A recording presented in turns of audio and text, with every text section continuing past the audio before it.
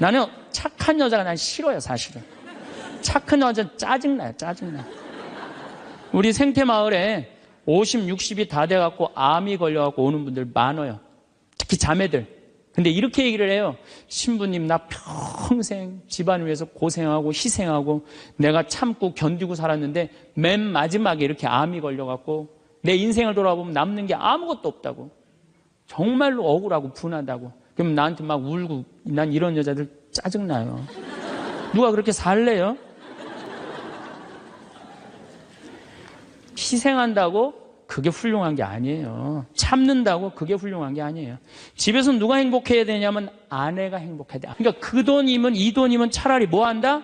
이 돈이면 차라리 애 학원을 한 번 더 보낸다. 이 돈이면 내가 살림살이를 하나 더 한다. 그리고 자기는 파마를 어떻게? 3만 원짜리 철모 뒤집어 쓴 거 딱 하고 있는 거야. 1년 내내 풀어지지도 않는 거 그냥 딱 쓰고 있는 거야. 난 그런 여자가 싫다는 거예요. 제가 평창에서 우리 생태마을에 한 100명 정도 시각장애자들이 와서 강의를 들었어요. 근데 그냥 강의를 너무 재밌게 듣는 거예요. 그래서 당신들 뭐가 그렇게 재밌느냐 그러니까 신부님, 우리는 눈에 뵈는 게 없어서 행복해야 되는 거예요. 눈에 뵈는 게 없어서. 여러분들, 우리는요, 그분들은 눈에 뵈는 게 없어서 행복하다고 그러는데 우리는 왜 안 행복하냐면 너무 보는 게 많아서 불행한 거예요.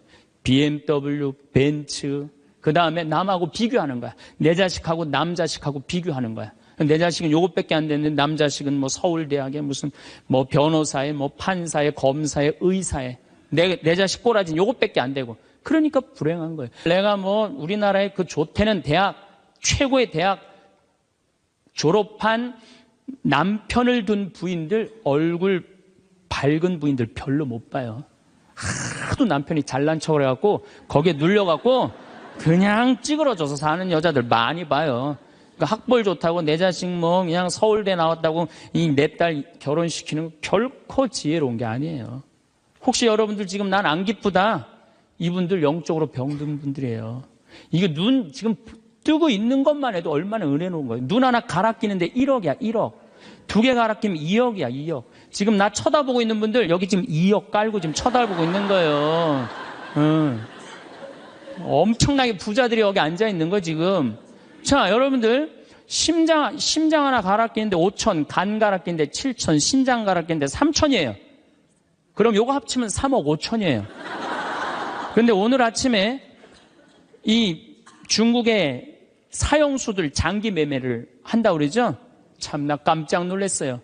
이 간 하나 매매하는데 1억 5천이래. 신장 7천만 원. 다 따블이야 보니까. 이 공식적으로 인터넷에 나온 자료보다 훨씬 더 비싸요. 그러니까 여러분들 그걸로 따진다면 여러분들 기본적으로 지금 한 6억 지금 갖고 있는 거예요. 팔 하나 갈아 끼는데 400, 양팔 800, 양다리 1600 이거 합치면은 아니 이렇게 양다리 양팔 다 갖고 있으면서 내가 기쁘지 않다. 지금 기쁘지 않는 분은 욕심이 꽉 차서 기쁘지 않는 거예요. 돈 욕심, 자식 욕심, 명예 욕심. 이 욕심을 아직 못 채웠다고 지금 기쁘지 않고 맨날 짜증 부리고 신경질 부리는 거예요. 오늘 영상은 끝까지 보셨으면 좋겠습니다. 절대 후회가 없으실 겁니다. 황창현 신부님의 행복특강, 지금 바로 시작하겠습니다. 영상이 마음에 드신다면 구독, 좋아요, 알림 설정 부탁드립니다. 요양원에서 숨죽여오는 74세 할머니의 사연도 함께 들으시면 좋겠습니다. 우리가 이 세상을 살면서 악마의 유혹에만 안 빠지면 세상 참 행복하게 살 수 있어요. 악마는 주로 우리 예수님한테 광야에서 했던 유혹처럼 돈에 대한 유혹, 빵에 대한 유혹, 절을 하면 권세와 영광을 준다는 이 권세와 영광에 대한 유혹, 그 다음에 하느님이 계실까 안 계실까 예루살렘 성전에서 뛰어내려 보라는 신앙의 유혹을 우린 늘 받고 살아요. 일생을 살면서. 아마 여기 계신 분들 중 그 유혹에 안 빠질 수 있는 분은 단 한 분도 없어요. 늘 빠져요. 근데 그 유혹을 극복할 수 있는 방법이 데살로니가 전서 5장 16절에 나와 있어요. 항상 기뻐하여라. 끊임없이 기도하여라. 어떤 처지에서든 감사하여라. 여러분들 어때요? 세상 사는 거 기쁘세요? 안 기쁘세요? 기뻐요? 근데 항상 기뻐요? 그게 문제예요. 성서에는 뭐라고 나왔어요? 항상 기쁘라고 그랬어요. 우리가 80평생을 산다고 보면은, 일을 하는데 26년을 쓴대요. 일을 하는데. 잠을 자는데 한 23년을 쓴대요. 그걸 밥 먹는데 6년을 쓴대요. 그 다음에 사람 기다리는데 6년을 쓴대요. 그리고 텔레비전 보는데 10년을 쓴대요. 근데 너무 기뻐갖고 막 웃으면서 그 기쁨을 만끽하는 거는 22시간 3분밖에 안 된대요. 80평생에. 항상 기쁜 게 아니야, 항상 기쁜 게. 근데 성서에는 항상 기쁘라고 그랬는데 우리는 22시간 3분밖에 안 기쁘단 말이에요. 여러분들, 월세 살고 전세 살 때 꿈이 뭐예요? 나는 17평 아파트라도 내 이사 안 다니고 내 집 하나 가졌으면 원도 한도 없겠다. 그래갖고 정말로 열심히 돈을 모아갖고 17평짜리 아파트를 샀어. 방 2개짜리인데 너무 좋은 거야. 이제 이사 안 다녀도 되니까. 그래갖고 쓸고 닦고 그냥 그 방 2개 그냥 빛이 번쩍번쩍 나요. 그렇게 행복하게 사는데 갑자기 친구가 차미슬 아파트 32평짜리 아파트 이사간 친구가 나 이 32평 아파트 샀다고 집들이 한다고 오라고 그래갖고 그 집에 딱 갔는데 이런 우리 집 17평이 그 집 베란다에 들어가게 생긴 거야. 그때부터 기뻐요, 안 기뻐요? 안 기뻐요. 이때부터 목표가 바뀌어요. 17평에서 뭘로 바뀌어요? 32평으로 바뀌어. 그래갖고 그냥 허리띠를 졸라매. 제일 만만한 게 뭐야? 교무금이야. 7만 원 내던 거 그냥 3만 원으로 딱 줄이고 열심히 그냥 한 10년을 모았어. 10년을 모았는데 모아갖고 경남 아파트 32평 샀어. 32평 사갖고 그냥 너무 행복한 거야. 근데 이 32평에는 안방에 샤워실도 있고 화장실도 있는 거예요. 온 세상을 다 얻은 것 같아. 그냥 너무 행복한데 아니 친구가 천당역 분당에 50평짜리 아파트 샀다고 초대를 하네. 거기 가보니까 우리 집 32평이 어디에 들어가게 생긴 거예요? 그 집 거실에 들어가게 생긴 거예요. 우리가 이 세상을 살면서요 욕심을 부리다 보면은요 항상 기쁘지 않아요. 세상적인 욕심은요 채워도 끝이 없어요. 그래서 바다는 채워도 사람 욕심은 못 채운다는 거예요. 여기 계신 분들 혹시 난 지금 너무 괴로워. 내가 사는 게 힘들어. 뭐 때문에 힘드느냐면 지금 현실이 힘든 게 아니에요. 여러분들 욕심이 너무 많아서 힘든 거예요. 이유는 다른 거 하나 없어요. 그런데 우리가 목표가 하늘나라인 사람, 나는 이 세상적인 게 날 좀 실망시킨다 하더라도 이 세상적인 출세를 좀 못했다 하더라도 나의 최종 목표는 하늘나라다.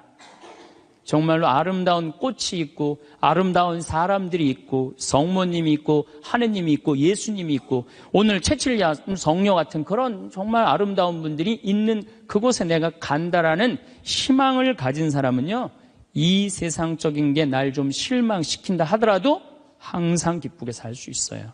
그런데 이 세상에 욕심만 부리다가 하느님 믿지도 않고 하늘나라에 대한 희망을 두지 않는 사람은 마지막에 빈털터리로 갈 수 있다는 얘기입니다.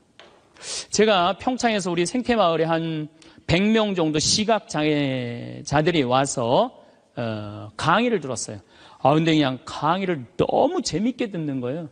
그래서 당신들 뭐가 그렇게 재밌느냐 그러니까 신부님 우리는 눈에 뵈는 게 없어서 행복해야 되는 거예요. 눈에 뵈는 게 없어서.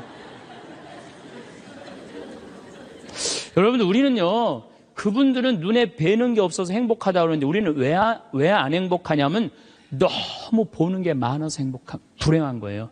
BMW, 벤츠, 그 다음에 남하고 비교하는 거야. 내 자식하고 남 자식하고 비교하는 거야. 내 자식은 요것밖에 안 됐는데 남 자식은 뭐 서울대학에 무슨 뭐 변호사에 뭐 판사에 검사에 의사에 내 자식 꼬라지는 요것밖에 안 되고 그러니까 불행한 거예요. 한국 사람들이 왜 불행한 줄 알아요? 모두 출세해야 돼.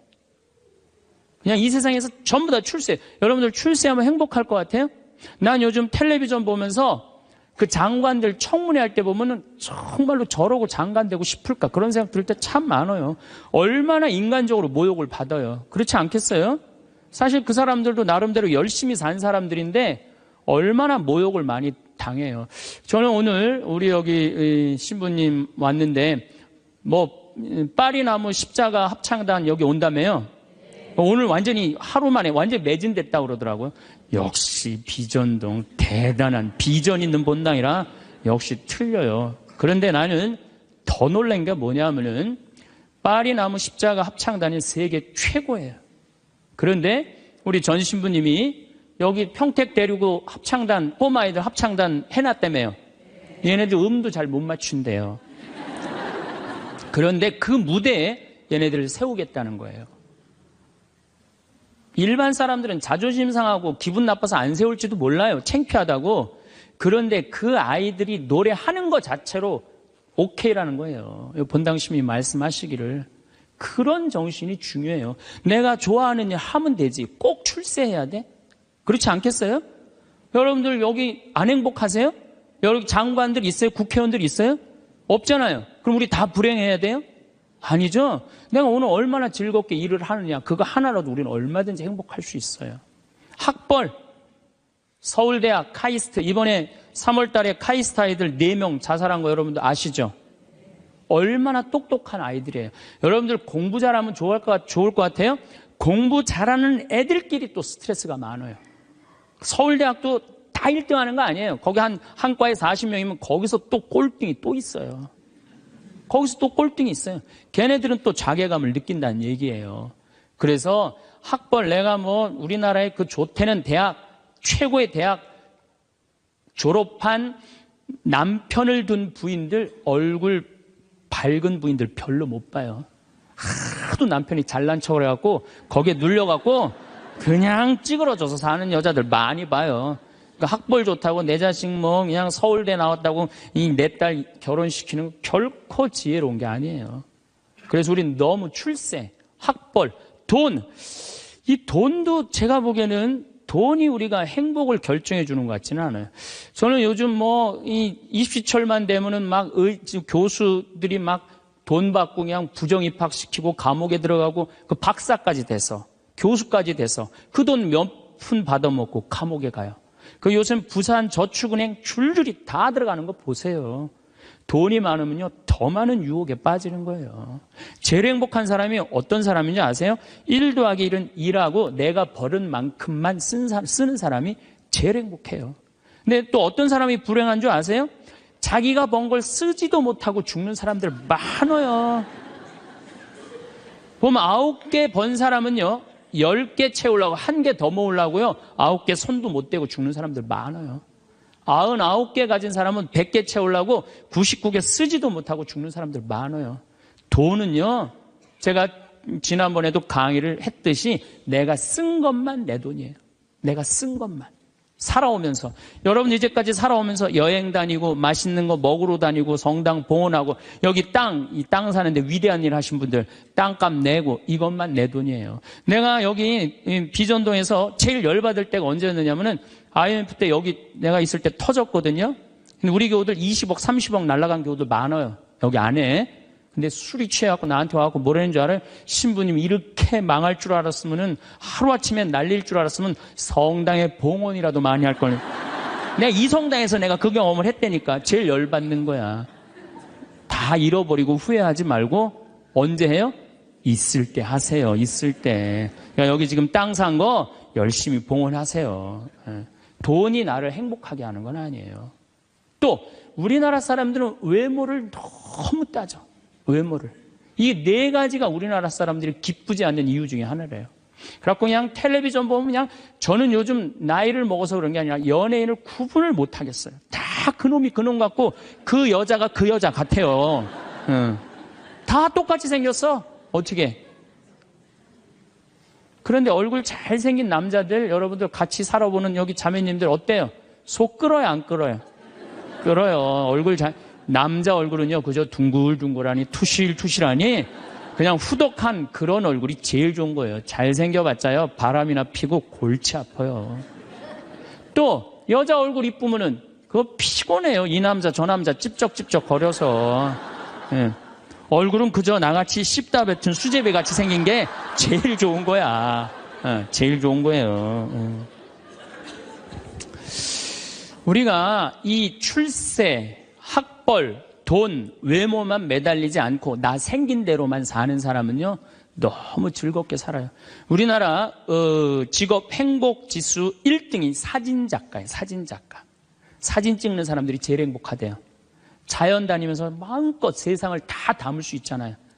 얼마나 좋아요. 그러니까 여러분들 내가 원하는 일을 지금부터 찾아서 하라는 거예요. 여러분들 쉽게 안 죽어요. 여러분들 앞으로 지금 50대신 분들 손 들어보세요. 50대신 분들 손 들어보세요. 나 50 넘었다. 여러분들 앞으로 60년 남아있어요. 60년 동안 밥 먹고 자고 밥 먹고 자고 이 일만 할 수 없어요. 내가 원하는 일 하다 죽어야 돼. 원하는 일 하다 죽어야 돼. 지금부터 그 일을 찾아 나서야지 여러분들 행복해요. 그 시각장애우들이 아시면 우리 눈에 뵈는 게 없어서 행복하다 그러니 그분들이 우리 생태마을 앞마당에 보면 강이 내려다 보여요. 강이 내려다 보이는데 내 형제가 이 시각장애자인데 눈에 열이 너무 많았고 눈을 차라리 빼버리는 장애우들이 많아요. 그래서 아예 빼는 교우들도 있어요.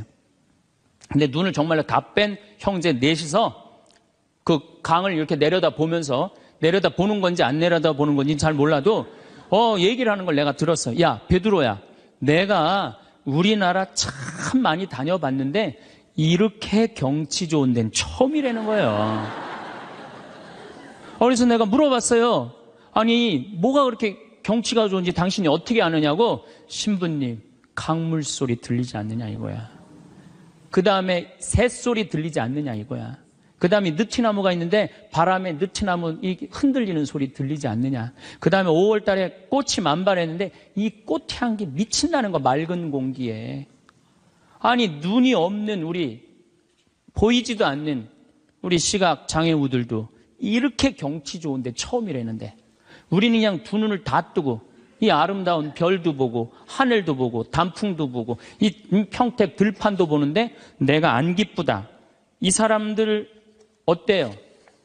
영적으로 단단히 병든 것 같지 않아요? 혹시 여러분들 지금 난 안 기쁘다. 이분들 영적으로 병든 분들이에요. 이거 눈 지금 뜨고 있는 것만 해도 얼마나 은혜로운 거예요. 눈 하나 갈아 끼는데 1억이야, 1억. 두 개 갈아 끼면 2억이야, 2억. 지금 나 쳐다보고 있는 분들 여기 지금 2억 깔고 지금 쳐다보고 있는 거예요. 엄청나게 부자들이 여기 앉아 있는 거 지금. 자, 여러분들 심장 하나 갈아 끼는데 5천, 간 갈아 끼는데 7천, 신장 갈아 끼는데 3천이에요. 그럼 요거 합치면 3억 5천이에요. 그런데 오늘 아침에 이 중국의 사형수들 장기 매매를 한다고 그러죠? 참, 나 깜짝 놀랐어요. 이 간 하나 매매하는데 1억 5천이래. 신장 7천만 원. 다 따블이야 보니까. 이 공식적으로 인터넷에 나온 자료보다 훨씬 더 비싸요. 그러니까 여러분들 그걸로 따진다면 여러분들 기본적으로 지금 한 6억 지금 갖고 있는 거예요. 팔 하나 갈아 끼는데 400, 양팔 800, 양다리 1600 이거 합치면은 아니 이렇게 양다리 양팔 다 갖고 있으면서 내가 기쁘지 않다. 지금 기쁘지 않는 분은 욕심이 꽉 차서 기쁘지 않는 거예요. 돈 욕심, 자식 욕심, 명예 욕심. 이 욕심을 아직 못 채웠다고 지금 기쁘지 않고 맨날 짜증 부리고 신경질 부리는 거예요. 지금 이렇게 건강한 몸으로 지금 집에서 여기 성당까지 걸어오셨다. 여러분들은 무조건 행복해야 되고 기뻐야 돼요. 여기 여기 자해원에 한번 가보세요. 여기 뇌수정에 걸린 아이들 뇌가 얼마나 큰지 몸보다 머리가 더 커요. 얘네들은 평생 일어나질 못해요. 그러니까 점점 머리가 커지다가 20살도 못 넘기고 죽어요. 평생 한번 일어나 보지도 못하는 거예요. 근데 여러분들은 지금 걸어서 두 다리를 여기까지 와서 앉아있다. 무조건 삶의 충만함, 살아있는 거에 대한 희열을 느끼셔야 돼. 난 정말로 건강하게 살아서 내가 움직이고 있구나. 근데 난 지금 얼굴에 그냥 기쁨이 하나도 없어. 이분은 뭔가 영적으로 병이 든 분이에요. 치료가 필요해, 영적으로. 그럼 어떤 사람이 기쁘냐 하면은 긍정적인 사람이 기뻐요. 부정적인 사람은 기쁘지 않아요. 세상을 삐딱하게 보는 분들은 안 기뻐요. 보면은 장사 안 돼도 대통령 탓, 고수도 안 돼도 대통령 탓, 내가 이렇게 지질이 못 사는 것도 부모 탓, 다 남 탓하는 사람은요, 기쁠 수가 없어요. 남 욕하는 사람은 행복하지가 않다는 거예요. 그래서 항상 긍정적으로 말해야 돼. 경제학자 파레토라는 사람이 있는데 이 사람이 개미들 있죠, 개미들. 개미들이 참 부지런한 곤충이잖아요. 그래갖고 개미를 관찰을 해봤어요.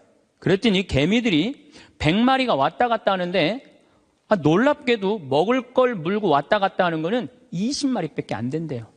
나머지 80마리는 그냥 왔다 갔다 하는데 그냥 아무것도 안 하고, 그래갖고 너무 신기해갖고 요 20마리를 또 모아갖고 또 100마리를 만들어 놓으니까 처음에는 다 물고 왔다 갔다 하더니 조금 지나더니 20마리만 먹을 걸 물고 왔다 갔다 하고 나머지 80마리는 그냥 왔다 갔다 하는데, 어느 공동체나 열심히 일하는 사람은 20%예요. 나머지 80%는 그냥 왔다 갔다 하는 거예요. 성당도 똑같아요. 성당도 보면은 성당 와서 미사해설하고, 나 오늘 저녁 너무너무 맛있게 먹었는데 저녁 준비하고 뭐 성당에서 봉사하는 사람은 20%고 나머지 80%는 그냥 왔다 갔다 하는 거야, 가방 들고. 근데 본당 신부가 그 20%에 초점을 맞추느냐 80%에 초점을 맞추느냐에 따라서 본당 분위기는 하늘과 땅 차이예요. 80% 그냥 왔다 갔다 하는 사람 맨날 욕해. 당신들 그래갖고 천당 가겠느냐, 당신들 그렇게 살아서 예수님한테 상 받겠느냐, 맨날 욕먹어. 그러면 20%, 열심한 20%가 무슨 생각을 하냐면, 나는 뭐야? 난 정말 집안일도 다 뒤로 하고 하느님 일 이렇게 열심히 하는데 칭찬 한 번도 받은 적이 없어. 그럼 그 사람들 기운 빠져요. 성당 분위기 쫙 떨어지는 거예요. 그런데 그 20%, 당신들 때문에 우리 성당 움직인다, 당신들은 하느님이 보내준 천사다, 정말로 고맙다, 이러면 20%가 으쌰으쌰 해갖고 신나게 움직이면은 나머지 80%도 얼떨결에 따라오는 거예요. 이게 바로 성당 분위기예요. 긍정적인 면을 강조하느냐 부정적인 면을 강조하느냐, 엄청난 차이가 나요. 여러분들 남편들 100% 마음에 들어서 데리고 살아요? 한 20%만 마음에 들어도 데리고 사는 거예요. 술은 안 먹지 않느냐, 때리지는 않지 않느냐, 월급은 제때제때 갖다 주지 않느냐. 만약에 마음에 안 드는 80%만 맨날 말하면요, 그 부분은 못 살아요. 긍정적인 걸 보는 거 중요한 거예요. 내가 여기 비전동에 5년 있다가 경기도 광주 능평성당이라는 데를 갔어요. 저 개인적으로는 이 비전동이 사실은 우리 수원교구에서도 최고의 본당이라고 자부를 해요. 교우들도 정말로 착하고 말 잘 듣고. 근데 딱 갔더니 여기는 우리 박건순 신부님이 딱 저조소 했는데 거기 가보니까 아무것도 없어. 그냥 성당은 천막에다가 옆은 콘테이너에다가 바닥은 맨 흙이야. 거기 그냥 바닥에 흙에서 막 원추리 붓꽃이 막 피는 거야. 제대 꽃꽂이가 필요 없어. 알아서 펴주니까. 갔는데 분당 요한성당에서 500명을 주고 경기도 광주에서 100명을 주고 경기도 죽전성당에서 150명을 줬어요. 750명이야. 딱 갔는데 안 그래도 성당도 허접한데, 아니 그 죽전에 사는 그 교우들이 우리 쪽으로 주교님이 발령을 냈단 말이에요. 이제 능평성당으로 가라고. 근데 거기서 전화가 왔어요. 교우들이. 신부님, 우리가 이제까지 죽전성당 짓느냐고 그렇게 애를 썼는데 또 신설성당으로 우리 집으로 가라고 그러더니 이 말이 됩니까? 자기네들끼리 회의를 했는데 안 오기로 결정을 했대요. 자, 제가 그 안 온다는 150명하고 싸웠을 것 같아요? 안 싸웠을 것 같아요? 안 싸웠어요. 왜? 그분들 와봤자 더 골치 아파요. 더 골치 아파요. 그래서 오지 말으라고 그랬어요. 근데 나한테 600명이야. 근데 우리 이 능평성당은 이 버스를 타고 이 능평 교우들이 분당으로 나가면은요, 버스 한 번이면 가요. 근데 우리 성당으로 오려면 2번을 갈아타야 돼. 그러니까 교우들이 다 분당으로 나가는 거예요. 미사 참여 이제 딱 150명이 오는 거, 150명이 주일날. 내가 여기 떠날 때 주일날 여기 1700명이 왔거든요. 내가 막 떠날 때 여기가 주일날. 1700명 맨날 하다가 150명 오니까 이건 사람도 아닌 거예요. 숫자가. 너무 좋더라고요. 그래갖고 미사는 딱 11시 미사 한 대. 한 대니까 미사 끝나면 맨날 돼지를 한 마리씩 잡는 거예요. 맨날 돼지를 먹는 거야. 맨날. 내가 내면 총회장이 내고, 총회장이 내면 부회장이 내고 돌아가면서. 그때는 돼지가 한 마리에 15만 원밖에 안 했거든요. 그래도 내가 가정방문 다니면 막 개 키우는 집에 있으면 뭐 이런 걸 키우냐고, 먹자고 그냥. 잘 아실 거예요. 내가 얼마나 좋아하는지. 그래갖고 그냥 맨날 성당 마당에서 불을 지펴놓고 맨날 먹는 거야. 그런데 놀랍게도 우리 성당 마당이 분당으로 나가면요, 마당이 보여요. 그 분당 미사 참여 나가는 교우들이 맨날 성당 마당에서 그냥 불이 지글지글 일어난단 말이야. 저게 뭔가 하고 교우들이 자꾸 하나 둘씩 오기 시작하는 거야. 점점 교우들이 느는 거예요. 근데 이 1년이 지났는데 죽전에서 안 오겠다는 교우들이 전화가 왔어요. 자기네들이 회의를 했는데 오기로 결정을 했대요.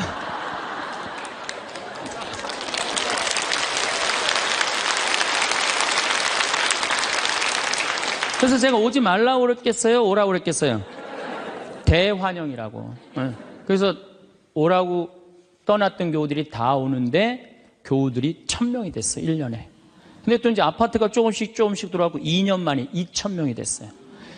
그냥 너무 즐겁더라고요. 또 거기는 교우들이 그 시골 교우들이라 산에 가고 개구리 잡아오고 뭐 하여튼 나 환경 운동하는 신부인데 너구리 잡아오고 별걸 다 잡아와. 이거 뭐 신부님 이거 개고기라고 그러고 거짓말하고 막 먹이고 너무 행복했어요. 그 예수 부활 대축일 끝나고 사순절 끝나고 예수 부활 대축일 미사 끝나고 난 다음에 숫자가 조금이니까 엠마오를 가도 회장단하고 안 가고 본당 교우들 다 가자. 우리 그땐 또 IMF 망해갖고 노는 사람이 너무 많았어. 다 가자니까 너무너무 좋아하는 거야. 내가 애들한테 물어봤어요. 초등학교, 중고등학교 애들한테 야, 니네들 지금 학교 가는 게 중요하냐? 예수님 부활해갖고 지금 우리 엠마오 가는데 엠마오 가는 게 중요하냐? 그랬더니 애들이 엠마오 가는 게 중요하다는 거예요. 야외 학습 신청해. 그래갖고 엠마오 100명씩 데리고 평창에 놀러 가고. 너무너무 즐거운 거예요. 점점 즐거운 거. 교우들이 3년째 됐는데 성당을 자꾸 짓재는 거예요. 이제 교우가 2000명으로 늘어나니까. 나는 안 짓는다. 얼마나 아름다우냐. 그냥 땅바닥에서 그냥 원출이 붓고 피고 그러는데. 아니, 짓재는 거예요. 그럼 저 보자. 그래갖고 3년 9월에 시작해갖고 4년 부활절 입당을 했어요. 7개월 만에 성당을 줬어요. 7개월 만에. 우리 교우들이 봉헌식 하는 날, 또 봉헌식 하는 날도 내가 초등학교 애들한테 물어봤어요. 얘들아, 지금 하느님 집이 젖었는데 학교가 중요하냐? 성당 봉헌하는 게 중요하냐? 성당 봉헌하는 게 중요하대요. 그래서 니네들 오후 2시에 봉헌 쉬니까 오전에 학교 갔다가 조퇴 다 하고 와라. 애들이 조퇴하고 100명이 왔어. 100명이. 수요일 날 봉헌식을 했는데. 그 교우들이 그래. 우리가 언제 이렇게 성당을 줘서 봉헌을 했느냐고. 나는 사목 목표가 고객 만족이 아니라 고객 기절이에요. 교우들이 기절할 때까지 나는 한다. 그래서 여러분들 여기 어른들 바닷가 갔던 거 생각나요? 700명? 가서 그냥 3박 4일 동안 기절하면서 놀았잖아요. 근데 그때도 내가 이루지 못한 일을 여러분들이 올해 우리 전 신부님이랑 저 앞에 땅 사신 거 너무 대단한 거예요. 기쁨은요, 모든 일이 일어나는 거예요. 그러니까 교우들이 기절한 상태에서 너무 행복하니까 자기 주머니에서 돈 나가는지도 모르고 막 내는 거예요. 깨보니까 성당이 젖은 거예요. 깨보니까. 기쁨은요, 모든 일이 이루어져요. 분열이 있고 미움이 있고 징후가 있는 데는요, 아무 일도 안 일어나지만은 기쁨이 있는 데는요, 기적이 일어나게 돼 있는 거예요. 그래서 여러분들 우리가 기쁘게 사는 거는 아주 중요해요. 기쁘게. 그 어떤 사람이 기쁘냐? 긍정적인 사람이 기뻐요. 긍정적인 사람이. 성모님은 긍정적이셨을까요? 착했을까요? 성모님 100번 긍정적이에요. 처녀한테 천사가 나타났어. 마리아, 너 아이를 가질 것이다. 저는 처녀인데요. 아마 착한 여자였다면 이렇게 얘기했을 거예요. 아니, 난 너무 지금 요셉이랑 약혼한 상태라 나는 요셉한테 미안해서 애 갖고 난 절대 결혼 못 한다. 난 순수하고 깨끗하게 요셉한테 시집 가고 싶다. 그리고 우리 어머니 아버지 쓰러진다. 아니, 그리고 왜 처녀한테 와서 그러느냐. 애 한 둘, 셋 논데 가서 얘기해봐라. 분명히 그랬을 거예요. 근데 성모님은 굉장히 긍정적이셨어요. 당신을 통해서 인류의 구세주가 탄생한다 그러니까 이 몸은 주님의 종입니다. 그대로 저에게 이루어지기를 바랍니다. 한번 해보자는 거예요. 얼마나 적극적이고 긍정적이에요. 이렇게 적극적이고 긍정적이셨기 때문에 인류 구세주의 어머니가 된 거예요. 그래서 나는 긍정적인 여자가 좋지 난 착한 여자는 좋아하지 않아요. 나는 착한 여자가 난 싫어요, 사실은. 착한 여자는 짜증나요, 짜증나.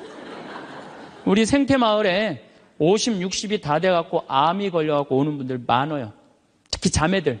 근데 이렇게 얘기를 해요. 신부님, 나 평생 집안을 위해서 고생하고 희생하고 내가 참고 견디고 살았는데 맨 마지막에 이렇게 암이 걸려갖고 내 인생을 돌아보면 남는 게 아무것도 없다고. 정말로 억울하고 분하다고. 그럼 나한테 막 울고, 난 이런 여자들 짜증나요. 누가 그렇게 살래요? 집에서는 엄마가 행복해야 돼. 집에서는 엄마가 행복해야 돼요. 무슨 얘기냐면은, 나 지금 남편이 맨날 바람 펴. 남편이 맨날 빚졌어. 시어머니 모시는 거 너무너무 지겨워. 그래갖고 맨날 머리 하얀 거 딱 띄고 그냥 맨날 누워있어. 그래갖고 애가 그냥 학교 끝나고 엄마 나 학교 다녀왔어. 그냥 저 집 식구만 보면 신경질이 나는데 애까지 학교 다녀왔고 그래서 나보고 어쩌라고. 이러는 엄마는요, 애들이요 집을 겉돌기 시작해요. 겉돌기 시작해. 엄마가 행복하지 않는 집 애들은요 집 밖을 나가 떠돌아다니게 돼 있는 거예요. 맨날 지겨워 죽겠다. 입만 열면은 죽었으면 좋겠다. 이렇게 말하는 엄마 있는 집의 자녀들은요 집에 안 들어가요. 집에 들어가면 맨날 엄마가 입에서 나오는 소리가 죽었으면 좋겠다, 지겨워 죽겠다, 내 팔자야 이러면은요 애들은 겉돌기 시작하는 거예요. 그러면 겉돌아갖고 나가갖고 떠돌아다녀서 3년을 떠돌아다니면요 진짜 골치 아픈 애가 돼서 돌아와요. 근데 엄마가 너무너무 기뻐. 엄마는 학교 다녀왔어. 우리 아들, 딸 수고했어. 공부하느냐고 얼마나 힘들었어. 엄마가 맛있는 간식 사놨거든, 만들어놨거든. 딱 안아주면은요 애는 간식 먹으면서 집에서 행복하게 살 수 있어요. 집에서는 누가 행복해야 돼? 엄마가 행복해야 돼. 그러니까 여기 계신 분들, 내가 행복한 게 결국은 누가 행복한 거야? 자식이 행복한 거예요. 그러니까 누구한테 잘해줘야 돼? 엄마한테, 본인한테 잘해줘야 돼요. 희생한다고 그게 훌륭한 게 아니에요. 참는다고 그게 훌륭한 게 아니에요. 집에서는 누가 행복해야 되냐면 아내가 행복해야 돼, 아내가. 근데 우리나라 대한민국의 아내들은요 희생하고 인내하고 참아요. 더욱이 성당 다닌 사람들은 자기가 십자가 진다고 생각하고 파마 한번 하면은 보통 제대로 좀 잘 뽑으려면 한 10만 원 정도 들고, 여기 뭐 트리트먼트 영양 이거 하려고 그러면 한 20만 원 정도 들잖아요. 그러니까 그 돈이면, 이 돈이면 차라리 뭐 한다? 이 돈이면 차라리 애 학원을 한 번 더 보낸다. 이 돈이면 내가 살림살이를 하나 더 한다. 그리고 자기는 파마를 어떻게? 3만 원짜리 철모 뒤집어 쓴 거 딱 하고 있는 1년 내내 풀어지지도 않는 거 그냥 딱 쓰고 있는 거예요. 난 그런 여자가 싫다는 거예요. 그런 여자가. 그래갖고 이제 아침에 이제 남편이 출근할 때 보면 막 또 그게 또 부풀러 갖고 사자 머리 풀어헤쳐 놓은 것처럼 막 이러고 눈 이상하게 또 여보 다녀와. 다녀오게 하고 난 다음에 다녀오라고 그래야죠. 허벅지 트어진 치마도 좀 입고 가슴 파인 것도 입고 향수도 딱 뿌리고 머리도 딱 한쪽으로 딱 묶고 예쁘게 하고 여보 다녀와. 그래야지 남편이 야, 나 이쁜 마누라 이거 위해서 내 다녀와야 돼 이런 생각이 들지. 그냥 머리는 뭐 그냥 이래고 그냥 잠도 그냥 개슴치레하고 다녀오라고 그러면. 근데 또 대한민국 남자들은 착해요. 또 다녀오랜다고 저녁에 여보 나 다녀왔어. 근데 아직도 사자머리를 하고 그냥. 여러분들, 우리 평창에 읍내에 룸사롱이 있어요. 근데 룸사롱이 있는데 내가 오후 2시에 목욕을 갈 때가 있어요. 근데 우리 평창 목욕탕이 읍내에도 있지만 이 동네에 떨어진 목욕탕이 하나 있어요. 근데 그 목욕탕에서는 봉고를 운영을 해요. 시골 사람들 42개리가 있거든요. 그러니까 시골 사람들이 목욕하려고 그러면 전화하면 봉고 가서 데리고 와요. 근데 거기 아가씨들도 전화하면 우리 그 목욕탕이 봉고를 가지고 데리고 와요. 내가 목욕 2시에 갈 때 그 아가씨들이 같이 봉고를 타고 들어올 때가 있어요. 내릴 때 보면은요 정말로 저런 여자들하고 무슨 술 맛이 나갖고 술을 먹을까 이런 생각이 들어요. 하여튼 밤새 술 먹고 그래서 겨우 이제 정신 차리고 나오니까 이상하잖아요. 근데 나도 이제 목욕탕 들어오고 그 아가씨들도 목욕탕 들어가. 그런데 목욕이 끝나고 그 아가씨들이 꾸미고 나오면요 들어갔던 아가씨들이 아니에요. 얼마나 예쁜지요. 술이 확 땡긴다니까 그 아가씨들 보면은. 여기 계신 여러분들도 본인한테 조금만 투자하면은, 본인을 조금만 가꾸면은 참 예쁠 거예요. 근데 자기 무슨 군인이야? 철모 딱 쓰고 옷도 1년 내내 그냥. 지금도 내가 분명히 여기 방송 촬영한다고 그랬는데 다 까만 옷 입고 왔어. 좀 이쁜 옷 좀 입고 오라고 그랬더니 그 누가 이 보면은 좋겠어요. 결코 그게 잘하는 게 아니에요. 자기한테 투자하는 게 누구를 기쁘게 해주는 거냐면 자식하고 남편을 기쁘게 해주는 거야. 내가 결혼 20년이 됐어. 내가 자식 생일 차려주고 남편 생일 차려주고 시부모 생일 다 차려줬어. 근데 정작 내 생일이라고 뻑적지게 차려놓기가 좀 그렇잖아요. 그렇죠, 여러분들? 우리 자매님도 그러시죠? 생일은 생일인데 아무도 안 알아주니까 미역국을 하나 딱 끓여놨어. 근데 역시나 남편이 웬 미역국을 훌딱 먹고 나가버렸어. 그럼 그때부터 울기 시작하는 거예요. 응? 20년 동안 내 생일 한번 기억을 못 해주고 저렇게 무심할 수가 있느냐고. 혹시 저녁에 내 생일 기억해 줄까? 저녁에 그날따라 술이 떡이 돼갖고 들어왔어. 그럼 이제 나한테 와갖고 이제 신세한탄을 하는 거예요. 신부님, 나는 내가 결혼한 지 20년이 돼갖고 정말로 먹고 싶은 거, 쓰고 싶은 거, 입고 싶은 거 안 하고 내 자식들 저렇게 키우고 살림살이 이렇게 했는데 20년 동안 내 생일 한 번도 기억해 주지 않는다고. 난 정말로 너무 불행하고 슬프다고. 그리고 막 나한테 와서 우는 여자들, 난 그런 여자들이 싫어요. 자, 내가 생일이야. 내 남편이 기억을 못하는 것 같아. 그럼 오후에요, 남편 직장 근처에 나가세요. 나가고 전화하세요. 여보, 내가 결혼한 지 20년째 생일이고 내가 지금 50번째 내 생일이야. 내가 오늘 생일이 너무 기뻐, 즐거워. 나 너무 행복해 사는 게. 그래서 오늘 생일을 맞이해서 내가 한턱 쏠 테니까 나와. 내가 내면 되지. 그걸 그냥 기억해 줄래나 안 해줄래나, 역시 올해도 안 해주는구나. 그리고 울고 그냥 청승을 떨어요. 난 그런 여자가 싫다니까요. 내가 내면 될 거 아니에요. 그렇죠? 내가 멋있게 내면 될 거 아니에요. 무슨 돈으로 애 휴학시키고, 학교 무슨 학교야. 엄마 생일도 모르는 놈 대학 보내서 뭐해요. 그렇지 않겠어요? 결혼 25주년이 됐어. 10주년도 까먹더니 20주년도 까먹더니 25주년은 기억해 줄래나. 한 달 전부터 계속 기다리는 거. 혹시 결혼 기념일 뭘 해줄까. 근데 역시 그날도 그냥 넘어갔어. 나한테 와갖고, 신부님, 난 결혼 25주년 동안 한 번도 기념일을, 선물을 받아본 적이 없다고. 그럼 막 눈물 흘리는 그런 여자들이 난 싫어요. 결혼 25주년인데 남편이 기억을 못하는 것 같다? 그럼 어떻게 하시면 돼요? 여보, 내 결혼 25주년인데 이번에 제주도가 7대 경관으로 뽑혔대. 내가 예약해놨거든. 일주일 동안. 다다음 주 휴가 내. 같이 갔다 오자. 내가 내면 되지. 내가 내면 되지 않겠어요? 근데 자기를 위해서 투자하는 걸 나쁘다고 생각해요. 그리고 20년 동안 인상을 쓰고 사는 거예요. 그리고 그 집을 전부 어둡게 만드는 거예요. 집에서 누가 행복해야 돼? 아내가 행복해야 돼. 아내가 행복해야 돼요. 집에서 누가 행복해야 되냐면은 며느리가 행복해야 돼.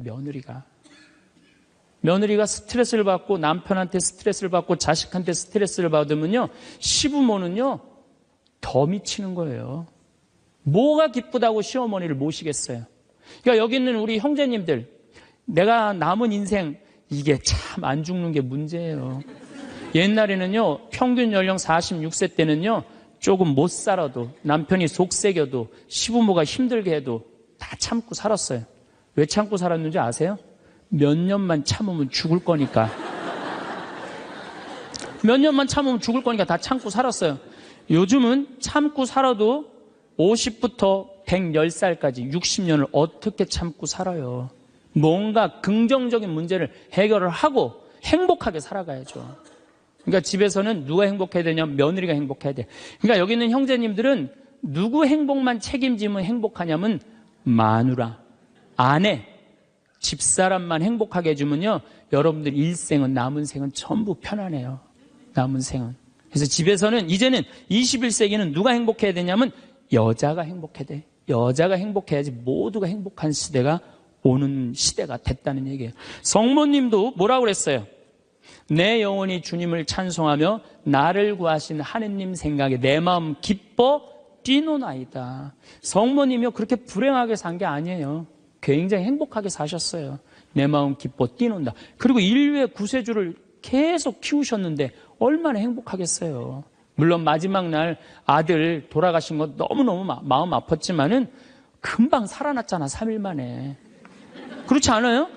근데 우린 뭐 통보의 어머니, 뭐 고통의 바다 이러는데 내가 보기에는 성모님은요, 굉장히 행복한 분이에요. 내 마음 기뻐 뛰논다고 그랬잖아요. 또 성모님이 엘리사벳을 찾아갔을 때 엘리사벳이 뭐라 그래요? 주님의 어머니가 나를 찾아주시다니 이게 어찌된 일입니까? 내 태중에 있는 이 아기도 기뻐서 뛰놀았다고 그래. 세례자 요한도 성모님의 어머니가 오니까 이게 얼마나 생동감 있는 찬양이에요. 성서에는 슬픈 것만 있는 게 아니라는 거예요. 기쁨이 너무 많다는 거예요. 결정적으로 우리가 예수님을 십자가상의 예수님만 생각하는데 그렇지 않다는 거예요. 요한복음 13장에 보면 예수님이 제자들의 발을 씻어줘요. 발을 씻어주고 난 다음에 마지막 유언을 해요. 뭐라고 유언을 하냐면은 나는 포도나무요 너희는 가지로다. 너희들이 정말로 내 옆에 붙어 있으면은 많은 열매를 맺을 것이다. 내 곁에 떠나지 말아라. 나하고 하나가 됐으면 좋겠다. 그리고 제자들을 향해서 뭐라 그래요? 아버지, 이 사람들이 하나 되게 해주십시오. 아버지와 내가 하나이듯이 이 사람들도 하나 되게 해주십시오. 그리고 나는 간다. 내가 가야만이 누가 오신다? 성령께서 오신다. 너 성령께서 오시면 너희들은 물어볼 게 아무것도 없다. 그리고 맨 마지막에 이런 말씀을 하세요. 내가 이 말을 너에게 하는 이유는 내 기쁨이 너희 안에 흘러 넘치게 하려는 것이다. 자, 예수님이 제자들의 발을 씻어줬어요. 최후에 만찬을 했어요. 그리고 마지막 유언을 했어요. 유언 맨 끝에 뭐라고 그랬냐면 내가 이 말을 하는 이유는 내 기쁨이 너희 안에 흘러 넘치려는 것이다. 지금은 고통의 시간이 다가오지만은 나중에 마지막 날에 하늘나라의 문이 열리면 너희들은 물어볼 것도 아무것도 없고 그 하늘나라를 얻었다는 기쁨에 너희들 가슴이 터질 것이다. 그러니까 여러분들 내가 구원받았다는 확신이 있는 사람들은요, 이 세상 힘들어도 이 세상이 좀 나를 실망시킨다 하더라도 내가 마지막에 하느님 아버지 집에 간다라는 확신이 있다면은 어떨 것 같아요? 항상 기쁠 수 있어요. 항상 기쁠 수 있어. 근데 여러분들이 지금 어디에 욕심이 꽉 차 있느냐면은 이 세상에 욕심이 꽉 차 있는 거예요. 그렇기 때문에 여러분들이 참 신앙인이 못 되는 거예요. 신앙의 기본은 기쁨이다. 그래서 사도 바오로가 저는 항상 기뻐하여라. 이 말 굉장히 심오한 얘기 같아요. 그러고 난 다음에 끊임없이 기도하여라. 이거 아주 또 중요한 얘기죠. 여러분들 어떠세요? 우리 천주교 교우들 기도 참 열심히 해요. 근데 무슨 기도를 열심히 하느냐면 간구 기도를 너무 열심히 해. 이 미사 지향을 내가 우리 생태마을에 뭐 피성 참 1년 내내 많이 와요. 구역장님, 반장님들, 뭐 노인대학, 레지오, 뭐 별 개인, 프레스티움, 별 단체가 다 와요. 정말 열심한 사람들이 우리 생태마을에 오세요. 근데 미사 지향을 보면은요, 기가 막혀요. 전부 뭐냐면은 대학 입시 합격해달라는 거. 그 다음에 딸 결혼시켜달라는 거. 그 다음에 딸 애 생기게 해달라는 거. 임용고시 합격하게 해달라는 거. 그 다음에 전세 나가게 해달라는 거. 월세 나가게 해달라는 거. 지금 분쟁이 걸려있는데 분쟁 잘 되게 해달라는 거. 이런 게 미사지향이에요. 여러분 진정한 미사지향은 내 영혼의 구원을 위해서. 오늘 나를 위해서 미사 넣으신 우리 교우가 한 분인데 난 너무너무 고마워요. 나를 위해서 미사를 넣어야 돼요. 근데 우린 너무너무 간구 기도가 많아. 간구 기도를 자꾸 하느님께 드리다 보면은 내가 신앙이라는 건 내가 하느님의 뜻을 실천하려고 신앙생활하는 거예요. 근데 간구 기도를 자꾸 하다 보면은 나중에 보면 하느님이 내 뜻을 실천하고 있어. 하느님이. 그러니까 내가 하느님의 종이 아니라 누가 내 종이 돼 있어? 하느님이 내 종이 돼 있는 경우가 너무 많아. 하느님 내 종이 돼 있는 경우가. 그 신앙이 올바르지 않아요. 여러분들 자녀들이 30살까지 키워놨어. 그랬더니 자녀가 와갖고 어머니 아버지 나 이렇게 30살까지 키워주셔서 너무 감사합니다. 차를 좀 그랜저로 바꿔드릴까요? 핸드폰을 좀 좋은 걸로 큰 걸로 바꿔드릴까요? 텔레비전 LED로 바꿔드릴까요? 집을 천당역 분당으로 옮겨드릴까요? 이런 자식은 토요일날 온다면 기다려져요 안 기다려져요? 기다려지죠? 근데 올 때마다 엄마 나 이번에 우리 애가 대학 들어가는데 엄마 학비 좀 대줘. 아 거기 땅 있잖아. 그거 팔아갖고 학비 좀 손자 학비 좀 대줘. 엄마 나 차 좀 바꿔줘. 엄마 나 집 좀 강남으로 가게 좀 돈 좀 줘. 맨날 올 때마다 징징거리면서 달라고 그러는 자식. 엄마 나 토요일 날 집에 갈게. 그러면 무서워요, 안 무서워요? 무섭죠? 하느님도 똑같아요. 이렇게 하면 눈 두 개, 콧구멍 두 개 그냥 다 주셨는데 여러분들이 묵주기도 9일기도 책 딱 펼치고 묵주 딱 붙잡으면요. 하느님이 깜짝 놀라는 거야. 이번 때 뭘 달라고 저게 또 9일기도 시작하나. 그렇게 많이 줬는데 헌금이나 많이 하면서 달라면 내가 이해를 해. 여러분들 1,000원짜리하고 10,000원짜리가 길 가다가 만났대요.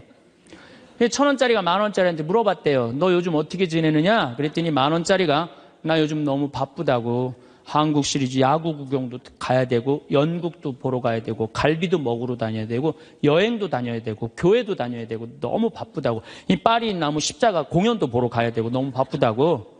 그러니까 10,000원짜리가 또 예의상 1,000원짜리한테 물어봤어요.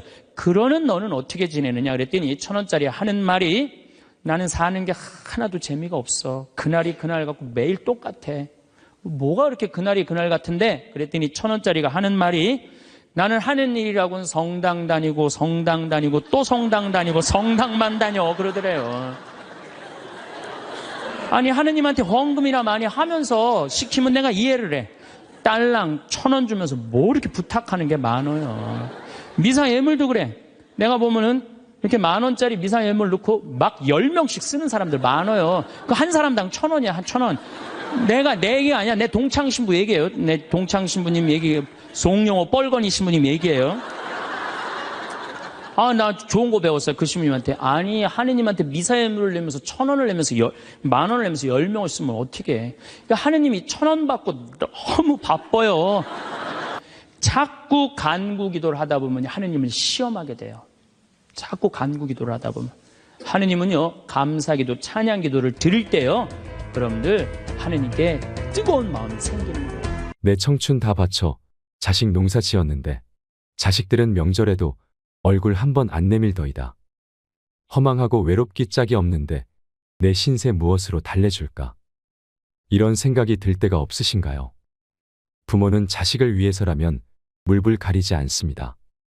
자식들을 장성시킨 것도 모자라서 결혼 비용에 사업 자금에 손주까지 돌봅니다.